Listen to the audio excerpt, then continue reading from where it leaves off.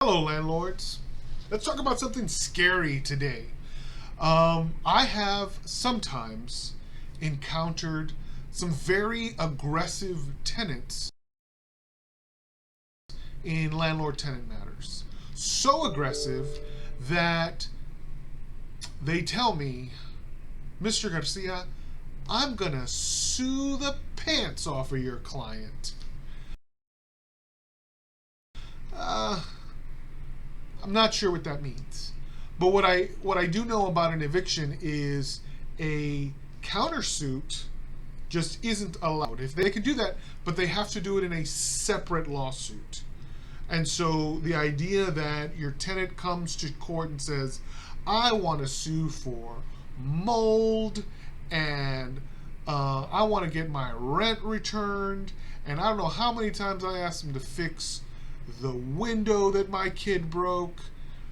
None of that stuff comes in. None of it should come in. The court should be diligent in disallowing extrinsic evidence to come in. They sometimes do, but they shouldn't. And so any claims that they might have for offset or for non-payment of rent, none of that should come up. And so these tenants will sometimes bring these things up, but none of it is legitimate. And that's just not proper under the rules. The legislature narrowly defined what an eviction is.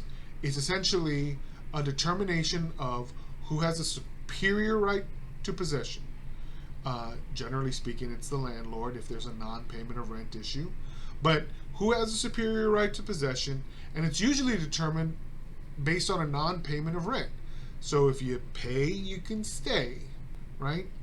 And so the idea is there's so few issues that we're going to run through this lawsuit in a very, very speedy way to get non-paying tenants out and deliver possession of the premises to the landlord in a quicker way than you could through a regular lawsuit, which could go anywhere from 6 months to 6 years, believe it or not.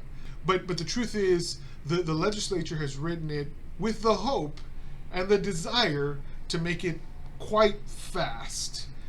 In practice, it doesn't end up being fast enough. It's never fast enough when you have a deadbeat tenant who's not paying any rent and is probably punching holes in your walls. Nobody likes that.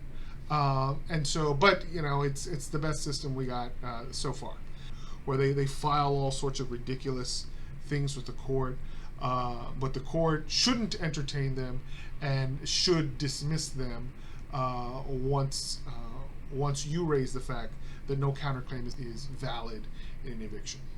All right, hope that helps. Happy leasing.